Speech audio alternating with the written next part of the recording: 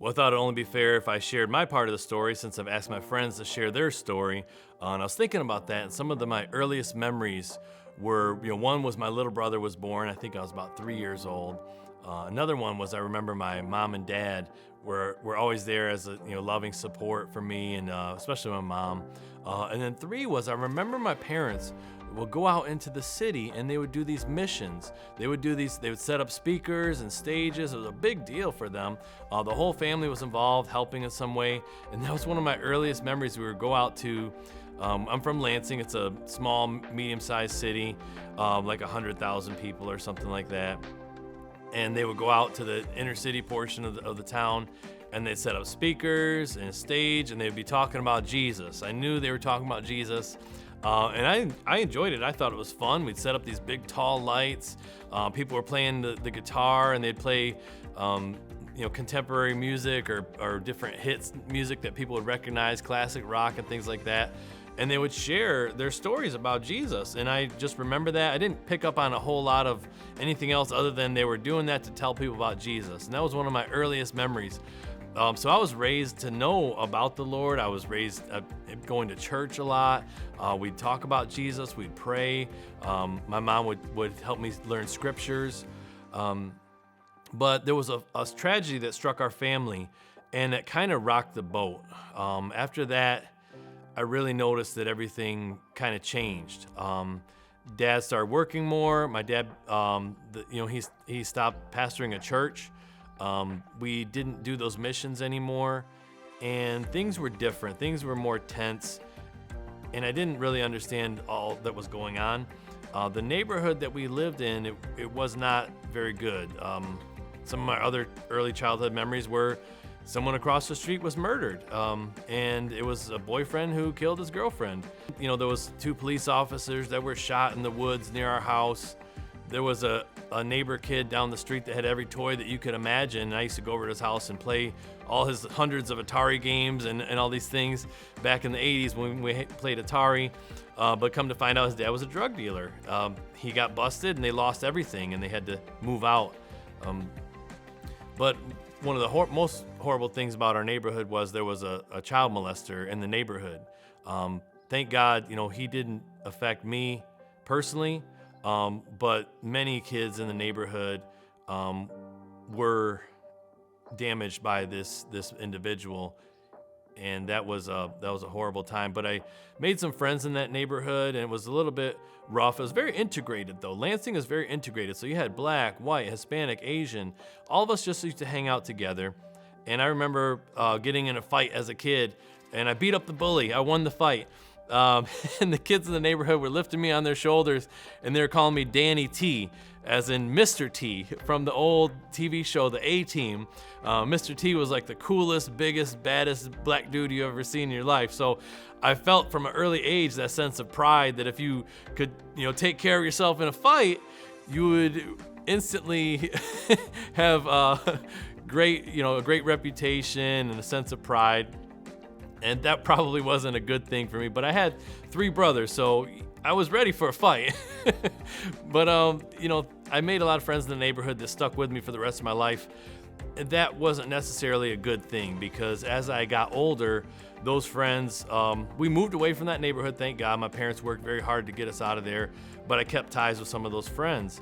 And as I got older, I got roped into drug use, petty crime, more fighting and things like that, and it just became commonplace. I didn't really think about, morality or God or what Scripture said or what the Bible said. I kind of was just left to grow. My parents, they taught me right from wrong, but there was some discipleship that was lacking. We didn't have a home church. We didn't have much family around, so I was heavily influenced by these friends from the old neighborhood. I was heavily influenced by the culture, the kids at school, the music that I listened to. I started listening to, gangster rap and all these things, and you hear them glorifying guns and violence and crime and sex and women and all these other things. And I thought that was cool at the time. I didn't really know better. My two older brothers, they were a little older than me, so I didn't get a lot of guidance from them either. So it was kind of me and my younger brother. We were kind of left to our own devices, I guess you could say, and we became these petty, hoodlums or criminals. We'd go out and do little crimes at night. We'd go out and vandalize things at night and come home. We'd have all this, goods and money and things. We'd go selling things. We'd go selling CD players and speakers and just petty crimes. But as you know, that world of crime, it all escalates. You no longer want to make 10, 20 bucks. You want to make hundreds of bucks. You want to make hundreds of dollars. So we graduated to, breaking into houses or, robbing people, trying to find out who was the punk in the neighborhood so we could rob them, things like that.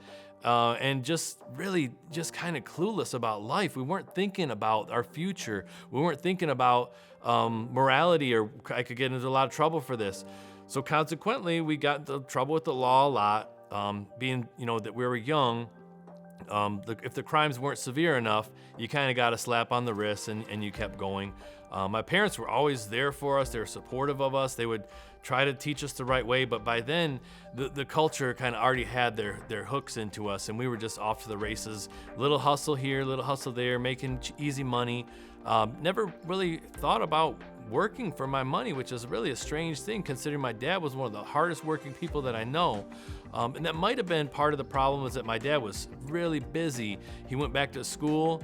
He was working several jobs. He was a business owner. So I didn't get to see my dad a ton. I looked up to him a lot. I respected him a lot, but I couldn't say that he influenced me very much. I knew he was a man of faith, and I knew my mom was a person of faith also.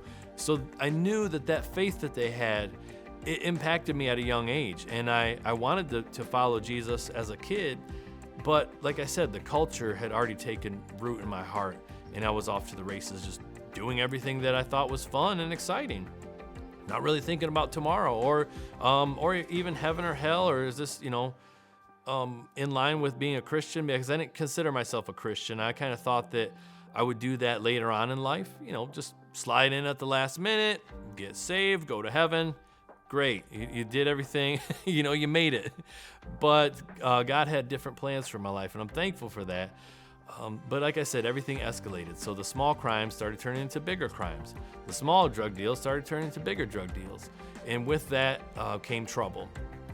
So I ended up getting in lots of trouble with the law, running from the police, just getting into lots of different fights and different acts of violence.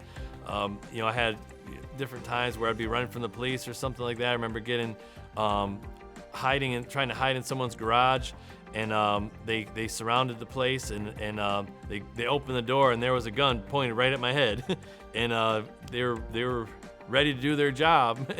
And so that was pretty scary for me to have a gun pointed to my head. I think I was probably about maybe 15 years old or so. But I still wasn't enough to wake me up.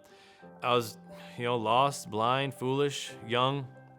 But everything continued to escalate, like I said. And so I carried with me that pride from when I was a little kid, when they were lifting me on the shoulders after I won the fight. So a lot of times, if you could, get into a fight or knock somebody out, you'd win instant fame. And everyone would, sadly, that the crowd that I was with, that was how you became the man. If you knock somebody out or win the fight or, whatever it was, you were the superstar for that night or that weekend. So we would do that. Like almost every weekend, someone would get into some kind of fight and someone would end a fight. I was never the person that would go picking on a fight or trying to resolve, to find a fight. But if there was disrespect involved, or there was something, someone's trying to challenge my manhood, I would take care of it. And I was good at it. But I didn't understand, with every act of violence, things like that we're not created to live that way. It's not natural. It's not healthy, obviously. A lot of baggage comes with that. So there were different charges that I had filed against me, and I would, be on probation or have small jail time or have to pay fines and things like that. And all this time, things were getting darker and darker for me. At first, these things were kind of a novelty, marijuana, LSD, mushrooms, sleeping around, getting in fights, all these things, they're kind of fun and exciting for a while. And then that starts to fade away. And then you're left with the reality of like who am I? Like, what am I even doing with my life? What is this? So things began getting more and more dark for me. My best friend Q, who had known my entire life, we'd gone through school together. He was from the old neighborhood. We still kept in touch. Even after we graduated, we were still considered like best friends. And the last time I saw him, he had a huge, big bag of ecstasy pills, and he had a couple of guns.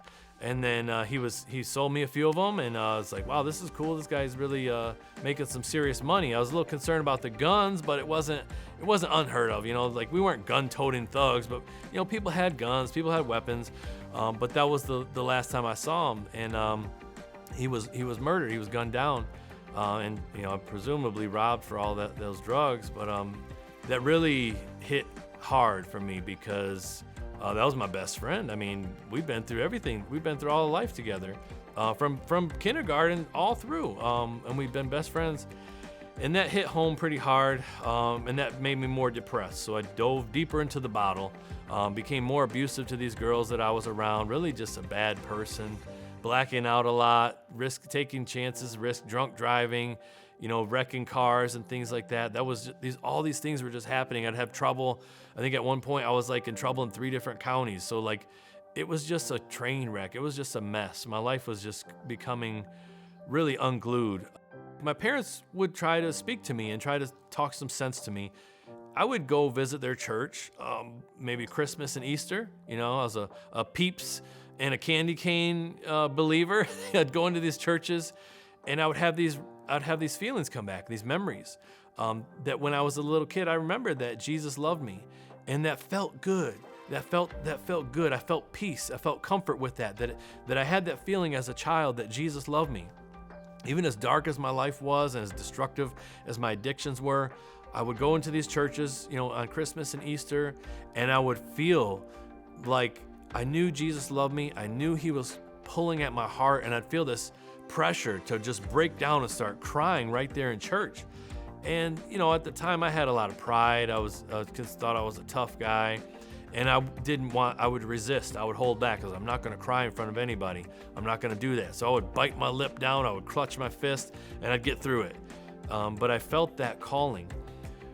But back in my life, things were just dark. It was not, I would pretend to be happy. I'd pretend to be a party animal, but then I'd go home and be depressed and drink.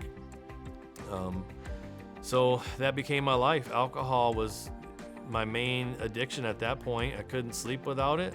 I'd have alcohol and not food in my house, and that's just how I lived. I didn't think anything of it until someone visited my house one time, and they were so shocked and surprised that I had no food in my house, but I had lots of alcohol, and I had lots of cigarettes, and I had marijuana, but no food, nothing.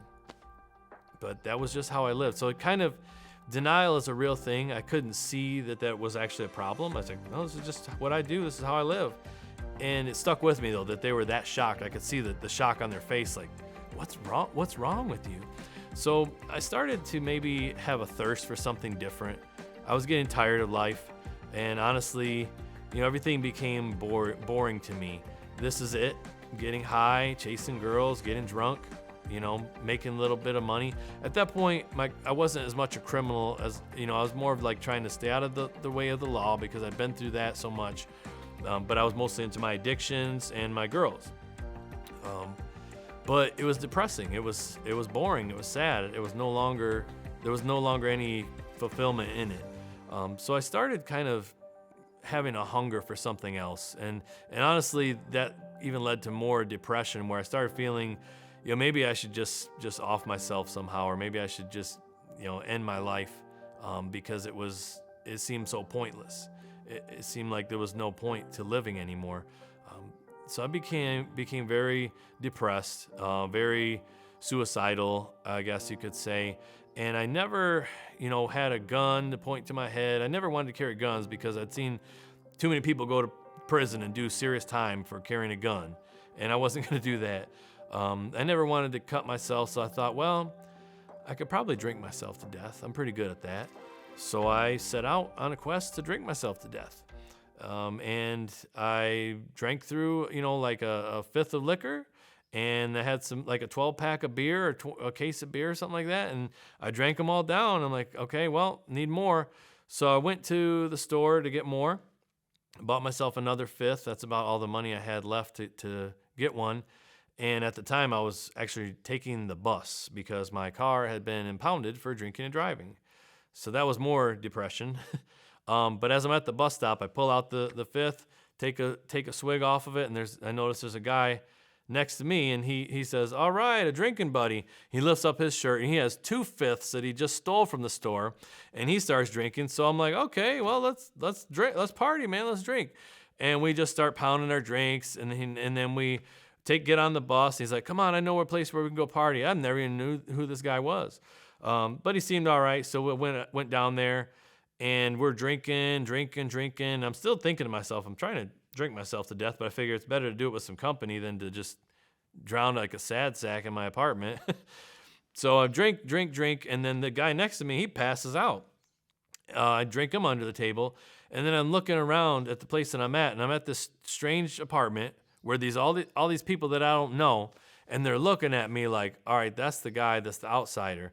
So I'm like, okay, I've seen this play out plenty times on the other side, where we were the ones about to knock out the guy out that was the outsider. So I get out of there real quick, slip out, and I get out to the sidewalk, and I'm stumbling around the street. I remember this. I'm stumbling around, and it's cold, day before St. Patrick's Day, and I'm stumbling around outside, and I'm like, oh, I forgot my jacket. So I try to go back to the house, and I remember going up to a house, pounding on the door, "Hey, give me my jacket. And they're like, "This is the wrong house. And of course, I'm belligerent. I'm drunk out of my mind. I've already drank more alcohol than I have, in my entire life. So I try to push my way into the door, and I remember a knife flashes out of the crack of the door, and it slices my ear down. And I just remember reeling back and falling down, collapsing. Next thing I know, I feel this wet, I feel like I'm laying in a pool of water or something, and I realize that it's a pool of blood, and I roll over, and there's 2 police officers standing over the top of me, and they look like they'd just seen a ghost. I mean, they literally gasp and jump back, and then the first thing out of my mind, I'm seeing police. I'm thinking, oh, great, I'm going to jail. So I asked them, I'm like, am I going to jail? They're like, no, you're going to the hospital. We were writing up the DOA report because we thought you were dead. Then the next day, I woke up, and I was thankful. I was really thankful to be alive. I nearly bit the bullet there. And later on, years later, I went back and I got the police report, and I read the police report of all these details that had no recollection of. I guess at one point, I tried to fight the police or something, or I tried to fight the EMT. I tried to fight everybody. It was horrible, but I was just drunk out of my mind. But the blood alcohol level, like, here's death, and then here's my blood alcohol level. It was very, very close. I guess the EMTs even came back the next day to check on me because they were so concerned about me. They recognized that, I was really out of it. But that started me seriously thinking about my life and what I was doing, that I had treated my life so flippantly to just throw it away, that I was ready to just drink myself to death, that I was just ready to die. So it started me on a quest for truth. I was thirsty. I wanted to change, so I would try to quit drinking. I stopped trying to be around all these girls and do all this stuff. I stopped hanging out. I was just like, I'm gonna go to work. I'm gonna go home. I'm gonna go to work, go to home. And I did that for a while, but it got old, and I went back to drinking again. And it just wasn't the same, though. I knew that this wasn't the right life. I knew that I needed to change, but it was really hard to break away because this had been my life, ever since I was a young teen, all through my young adult life, that I needed to change.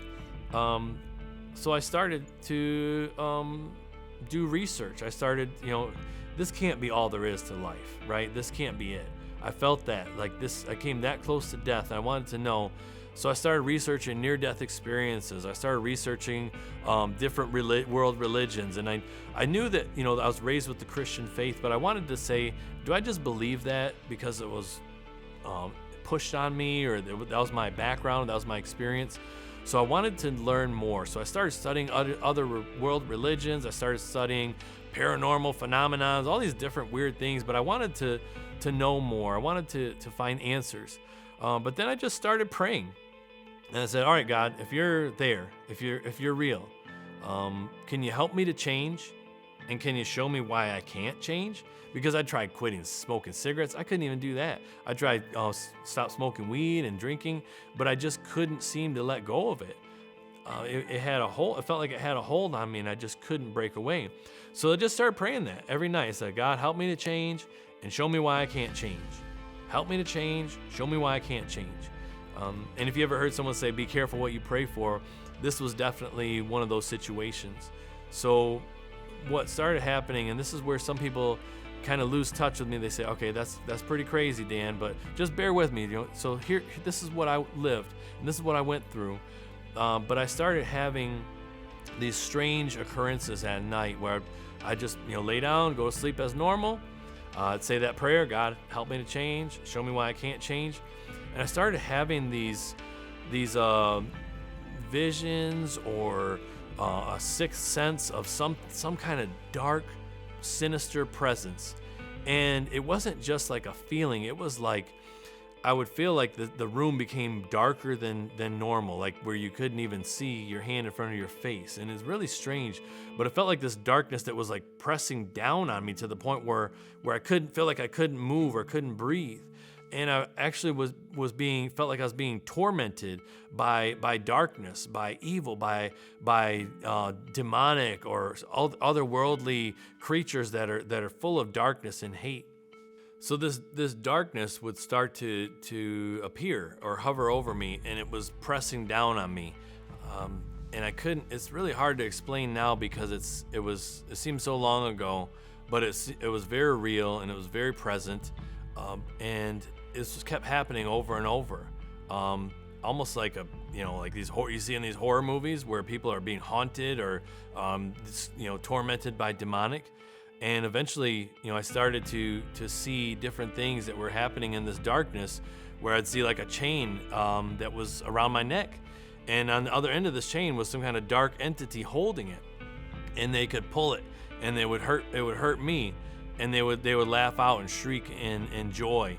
And as the more afraid I was, it was like it fed them, and the more powerful and ominous they became. So at first I thought, have I gone crazy? Am I losing my mind? Should I kill myself? Is this really real? Like, who sees this kind of stuff? This is not normal. Of course, I couldn't tell anybody about it. But around that same time, a family member gave me a New Testament Bible that was in like a contemporary English version. And I'd only seen the Bible in Old King James, and sometimes that just didn't make sense to me. I tried to read it, and I couldn't seem to grasp it.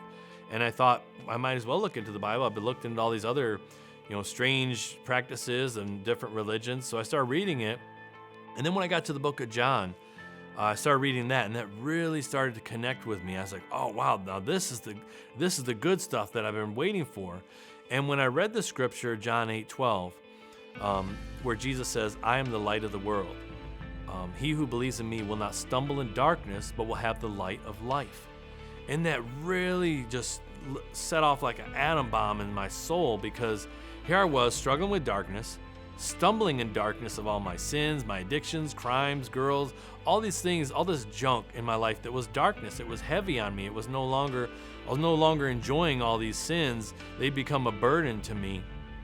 But Jesus promised to be the light of life. And I wanted that light. I felt like this is what I need. This is what I've been looking for. I need the light of life. And it was very powerful reading that verse. It just really, it started to change in me, and it started to shift. And I think maybe Jesus is the way. And it sounds weird because I knew he was the way from my childhood, but I was so lost and so dark and so prideful. There was this half of me that was like, you cannot become a Christian. You will not be one of those crazy people carrying around a Bible and going to church. You think all these people, all your friends are gonna laugh at you. All your girls will be gone. All these people are gonna mock you and call you. I was so afraid of what people were gonna say or think about me that I resisted. I held off. I'm like, I'm not ready for that. I'll just keep doing. I can make it through this. But this darkness was so prevalent. It was just night after night after night. Like every night I started to just expect it. I was like, well, here we go. And I'd lay down and it would happen. This darkness would come.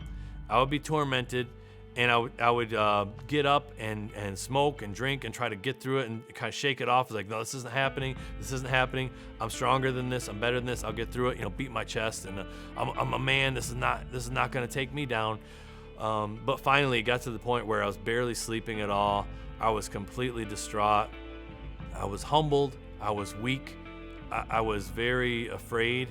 Part of me thought I was losing my mind. But then I remembered, I've been praying this for weeks and weeks and weeks.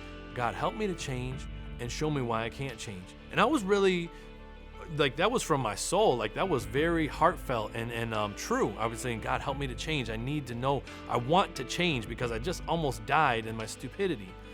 So then it started becoming clear. It's like, wait a minute. God is actually answering my prayer. Help me to change and show me why I can't change. He's actually showing me why I can't change because I'm tied to this darkness and I'm stumbling in darkness, but the light of life will bring me out. So it just became very clear that Jesus was the right answer. So once these blinders came off my eyes, my heart was open, I was ready. I kneeled down there in my living room. I cried out to God, I repented, and I said, I'm sorry, God. I went against everything that I was taught, everything that I knew to be true. And I really felt something happen there.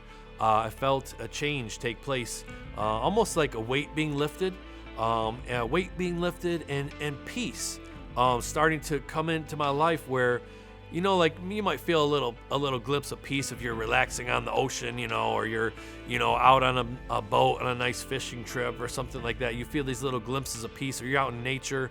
But to just be there in your living room and then feel this heavy peace as if you were in paradise, that was the experience that I had. And I cried out to Jesus, said, I don't care, who laughs at me. I don't care if my girls leave me. I don't care what happens. I'm going to be a Christian. I'm going to follow your Bible. I'm going to follow your word, and I'm going to live my life for you. And that was a turning point in my life.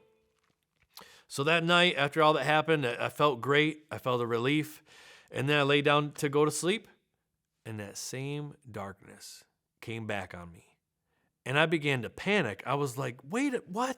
I just gave my heart to Jesus Christ. How is this even happening? And that darkness came back with, it seemed like the strongest that had ever seen it before. I was terrified. There's nothing I could do. I knew what was going to happen next. I'd be tormented, sleepless, crying out, and there's no escape. I could have had no power over this type of darkness. And it sounds crazy to talk about, but it was something that's otherworldly and something that's stronger than us. I'll put it that way. So I said, Jesus, help me. And then nothing happened. I was shocked. I'm like, what? Nothing's happening. You're supposed to be there, Jesus. What's going on? And then I redoubled my faith. And I said, no, I know who Jesus is. He's the God of the Bible. He's the one that saves people from demons. And I said, I believe with every fiber of my heart. I believe in Jesus and that you can save me right now. And as soon as I said that, it was like this light broke through that darkness. And all these towering demons of darkness that have been tormenting me for weeks, driving me insane, it was like they were blown away like smoke, like nothing, like gone. And then the light and peace of Jesus that I felt was there. And it was a life-changing experience. From that day forward, it was like full steam ahead for Jesus Christ. And, the drinking and the girls and the drugs, it just seemed to be like, why would I get out of this Rolls Royce to get down in the gutter and dig out a dead rat and start eating it? That's how drugs, alcohol, girls, that's how all that stuff looked to me. I knew the truth now, and that I had found the light of life. So from there, I knew what to do because one of my brothers, my oldest brother, he became a Christian a few years before.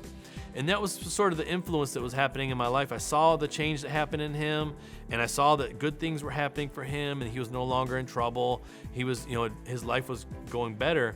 So that was part of it. I was looking at them and saying, yeah, that could be the way. So I started going to church with him. I wanted to read. I finished reading that entire New Testament. Then from there I began studying it and learning more and more. I just wanted to know everything I could about the Word of God. So I started reading the Bible, read through all of that, and I'd start making charts and notes and notebooking things. I just wanted to learn everything. So I took like a year just to learn the Bible. At the same time, I was going to church and just trying to learn and trying to grow. And I went back to my old friends, and I was surprised that mockery wasn't what I thought it would be. Yeah, my life changed, and I didn't go hang out with them anymore very much, but I wanted them to find out the truth too, so I told them as best I could about the truth. I told them what I'd seen. Some of them have come along to the faith, and some of them have not. But God replaced those old friends with new friends, and God replaced those old ways with new ways. I'm so thankful to have found the truth. So the Word of God, learning the Bible, was extremely important to me because it changed the way that I think. It gave me parameters, it gave me guidelines, it gave me principles to stand on. And it helped me to know, we can look up at the stars and we can say, wow, look at what God made.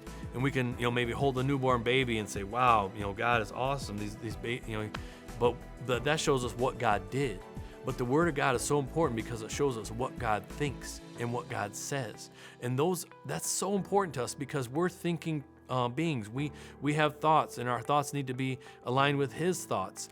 And once I aligned with His thoughts, it's crazy how this works. The addictions were gone, the trouble was gone, and my life started getting on track. From there, I got a good job where I have a career. Been working there for 20 years now, over 20 years. Been sober for over 20 years, never had to go back to drugs and alcohol. I have a beautiful family, so thankful. And of course, my life didn't go perfectly. I made mistakes along the way. Different things have happened. Nothing is perfect, but it's life. And the best part is I'm not doing it alone. I'm doing it with Him. The light giver, Jesus Christ, he truly did pull me out of the darkness and brought me into the light, and I'm so thankful for that. Being part of a church and being part of a greater mission, telling others about Him, that became my life goal. And what a goal that is. It gives you a future to invest in and a future to work towards. You're working in partnership with the Creator to bring more people into His family. What a beautiful thing. What a beautiful calling. And I love that, having a mission in life. And being part of a faith community. I can glean from these other brothers and sisters that are older than me that have been there and done that. I can learn from them, and I can pass on to the younger generation as well. And it just all works beautifully that way. So I'm just thankful that my life has been changed, and that's my story.